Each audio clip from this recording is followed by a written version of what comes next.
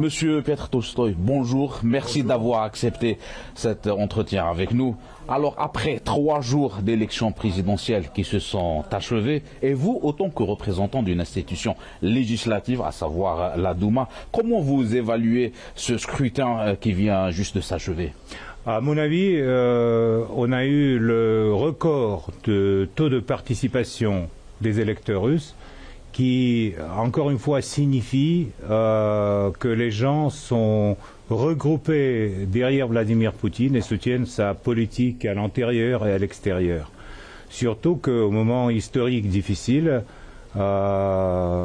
cette solidarité de la société russe, ce vote pour Vladimir Poutine, encore une fois montre que c'est pas quelque chose d'artificiel ou quelque chose d'inventé, tout ce qui se passe autour de l'Ukraine, tout ce qui se passe avec la Russie, avec 19 000 sanctions qui ont été entonnées contre nous d'une façon illégale de la part de l'Occident.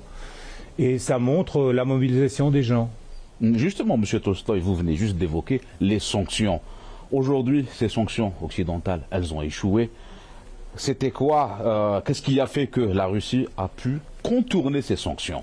Mais en fait, l'idée de l'Occident, c'était l'idée qu'ils sont le centre du monde, que c'est à eux de déterminer les relations sur la scène internationale, justement contre ce monde monopolaire que la Russie aujourd'hui se bat en Ukraine. Et on va changer l'état de choses. La domination de, soi-disant, l'Occident dans tous les affaires mondiales va se terminer bientôt. Mais il faut dire merci aux Occidentaux pour 19 000 sanctions contre la Russie, parce que grâce à ça, dans la société russe, les Russes, ils ont compris qui en fait est qui fait quoi.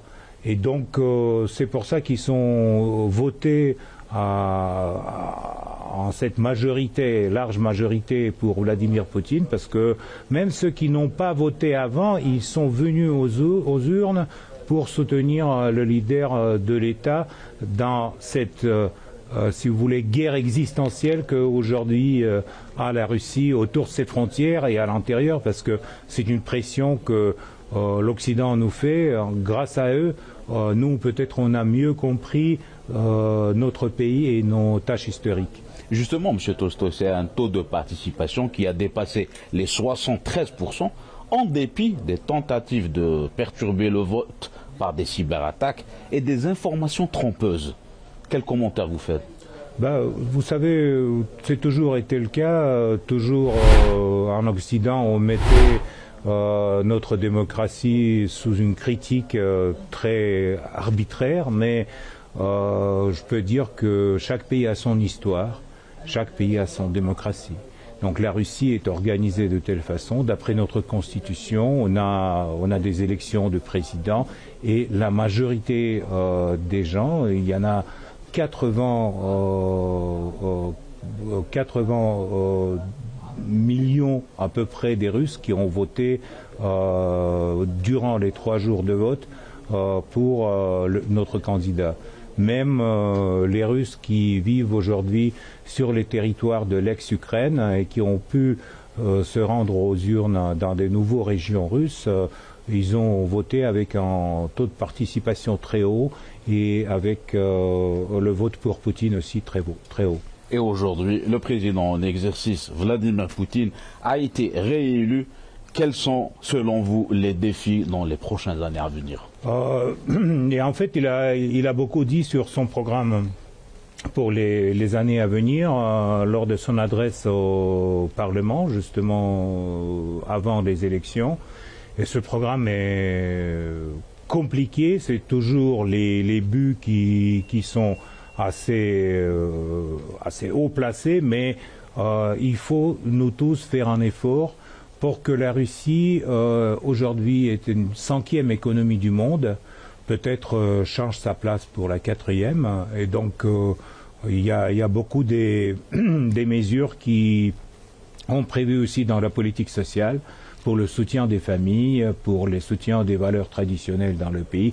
Donc tout ça c'est très important. Et pour ce programme, les gens ont voté justement quand ils ont voté pour Poutine. Justement, M. Tolstoï, vous venez de parler de l'économie. C'était un aspect majeur durant la campagne électorale. Cette année, la Russie va abriter le prochain sommet des BRICS. Quel rôle pourrait jouer la Russie pour mettre en valeur cette institution et pour un monde économique multipolaire? Vous savez, BRICS, c'est pas une alliance militaire ou politique, c'est surtout une alliance économique. Il réunit les pays avec les différents systèmes, des énormes pays comme la Chine, bon, l'Inde, bientôt encore 30 pays qui veulent adhérer. Là, il y en a 11. Et donc, ça prouve encore une fois que la Russie n'est pas dans l'isolation comme disent nos adversaires en Europe, mais que la Russie réunit autour de soi les différents pays afin d'essayer d'aboutir à l'ordre économique mondial juste, qui ne sera pas réglé du Washington ou du Bruxelles. Justement, qu'est-ce qui fait qu'il y a beaucoup de pays qui veulent adhérer aujourd'hui aux BRICS? On parle d'une trentaine de pays. Quelles sont ces motivations?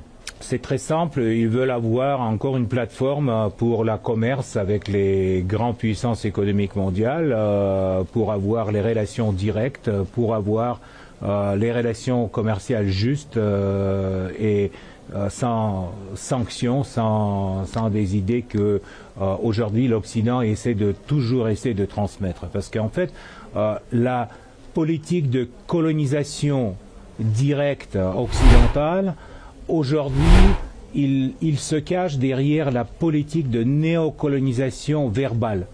Il exporte une espèce de narratif en fait, qui eux-mêmes ne suivent pas l'état de droit, la liberté de parole. On a vu, avec l'exemple de la Russie, qu'est-ce qui se passe? Ils volent les fonds souverains, ils interdisent les Russes dans toute l'Europe, les Jeux Olympiques, ils boycottent, etc., etc. Donc, il y en a ce double moral, ce double standard qui sont aujourd'hui évidents pour tout le monde entier et notamment pour les pays qui veulent des bonnes relations avec la Russie. C'est inadmissible. Et il y avait un autre aspect durant la campagne électorale. On parlait beaucoup des valeurs traditionnelles, de cette famille russe qui a su préserver ses coutumes et ses traditions. Qu'est-ce qui a fait qu'aujourd'hui la Russie a pu préserver son identité? Mais c'est très simple, nous ne sommes pas d'accord avec la politique occidentale de favoriser les pervers, en revanche qu'ils ont été pas assez favorisés en avant dans le passé.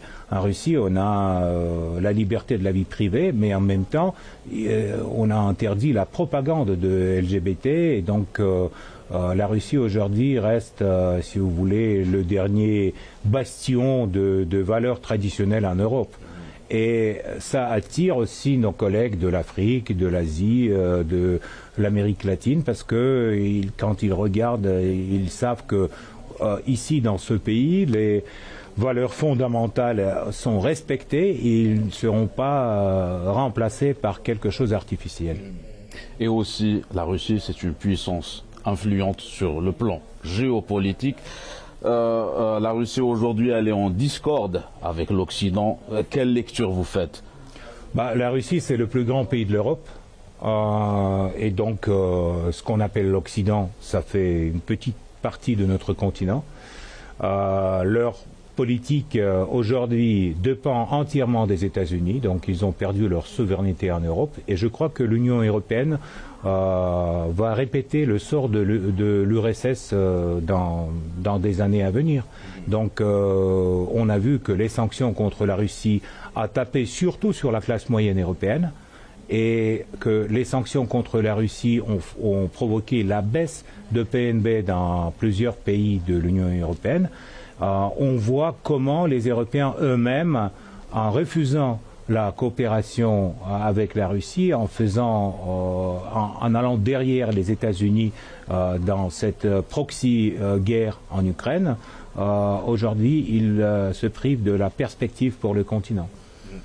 Et la scène internationale, c'est pas uniquement l'Europe, c'est pas uniquement l'Occident. Il y a d'autres partenaires importants pour la Russie. À l'image de l'Afrique, il y a eu le sommet Russie-Afrique au mois de juillet passé à Saint-Pétersbourg. Aujourd'hui, Monsieur Tolstoï, comment vous évaluez la coopération économique entre l'Afrique et la Russie? Vous savez, on sent l'intérêt pour cette coopération de la part de nos partenaires africains. On a eu aussi, avant le sommet à Saint-Pétersbourg, on a eu ici une conférence internationale Russie-Afrique entre les parlementaires.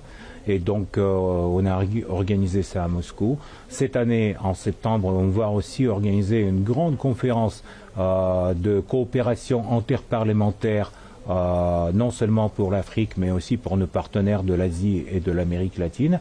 La Russie est ouverte à la coopération et en fait, à mon avis, une des choses importantes pour nos partenaires, c'est que nous, on ne donne pas de leçons à nos partenaires en Afrique ou en Amérique latine.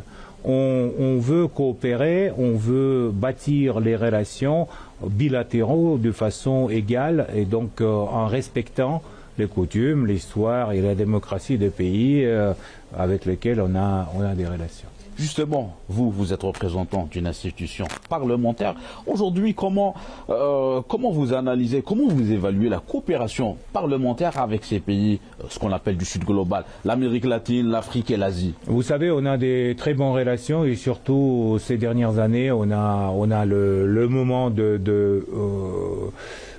si vous voulez, de la hausse de contacts sur tous les niveaux. Aussi, bientôt, on va venir à l'Union interparlementaire.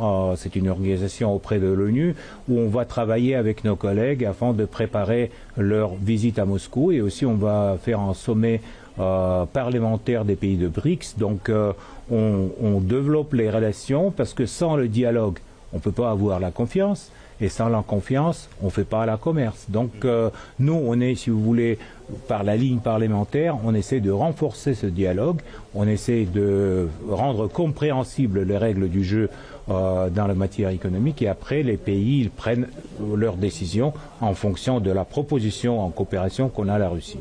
Est-ce que vous envisagez une coopération parlementaire avec des pays bien précis ? Par exemple, que ce soit de l'Afrique ou bien... Mais bien sûr, on a des très bonnes relations. Moi, je peux vous citer une dizaine de pays. C'est le Brésil, c'est Mali, c'est République sud-africaine. Donc, il y en a beaucoup de partenaires et il y a beaucoup de thèmes de discussion, notamment sur l'intelligence artificielle, sur le développement du numérique, sur des nouvelles industries, sur les industries lourdes aussi, parce que la Russie aide traditionnellement aux pays africains de développer leur économie et leur industrie. Et vous savez, dans plusieurs pays, les écoles, les maternités ont été construites encore à l'époque soviétique par les Russes. Donc c'est les choses qui restent dans l'histoire de nos relations et à mon avis sont importants parce que nos amis africains, ils comprennent bien que la Russie est toujours là, nous sommes ouverts à une coopération et on va la continuer. Justement, vous avez cité l'intelligence artificielle, le numérique, les technologies de pointe. On a vu durant le processus électoral russe que durant, par exemple, le vote en ligne, le vote électronique, l'intelligence artificielle et les technologies de pointe ont été utilisées. Pensez-vous qu'aujourd'hui, le processus électoral russe pourrait être un exemple et un modèle pour les autres pays ? Si les autres pays sont intéressés, nous sommes prêts, nous sommes ouverts à une coopération pareille. La Russie est un énorme pays et donc avec la différence des heures aussi, donc c'est compliqué d'organiser la campagne électorale transparente, mais en fait, grâce aussi au numérique, grâce aux technologies, on a réussi à le faire et nous sommes prêts à cette expérience à exporter, à la partager avec d'autres pays, bien sûr. Bien sûr. Et on a vu durant ce scrutin que, en dépit des cyberattaques et les informations trompeuses, on a vu, en dépit de tout ça, que le système électoral russe a réussi. Qu'est-ce qui explique cette réussite? Qu'est-ce qui explique sa solidité? Mais en fait, c'est la tradition. On a quand même une tradition des élections démocratiques. On a tout encore des gens qui surveillent le processus de la part des partis politiques, de la part de société civile. Il y a toujours les membres de commissions qui représentent différentes forces politiques. Donc tout est équilibré, balancé, et il n'y a pas même la possibilité de fraude dans ce processus. Il est réglé d'une façon, notamment par la législation, notre législation nationale, mais aussi parce que les gens, ils ont l'habitude d'aller voter, parce que justement pour eux c'est important de donner leur voix. Ils savent que ce jour-ci, le sort de futures générations, le sort de leurs enfants dépend de leur choix. Donc c'est pour ça qu'ils arrivent et qu'ils votent. Alors, on a vu un vote massif, une participation massive de la part de la communauté russe établie à l'étranger. Comment vous expliquez cette participation importante? Mais à mon avis, les Russes qui habitent aujourd'hui à l'étranger, ils sont toujours sous la pression de la propagande occidentale, sous la pression de clichés russophobes qui aujourd'hui sont distribués par les masses médias occidentaux. Donc ils sont venus pour dire non. C'est plutôt le vote de contestation. Ils contestent l'idée occidentale que voilà, il y a quelques-uns qui sont pour Poutine et le reste c'est dessiné parce que ils veulent pas reconnaître nos élections. Mais bon, les Russes qui habitent à Milan, à Athènes, à Paris, ils ont fait la queue pour les ambassades pour dire non. C'est pas comme ça. Nous, on a la liberté du choix et on arrive dans l'ambassade pour voter.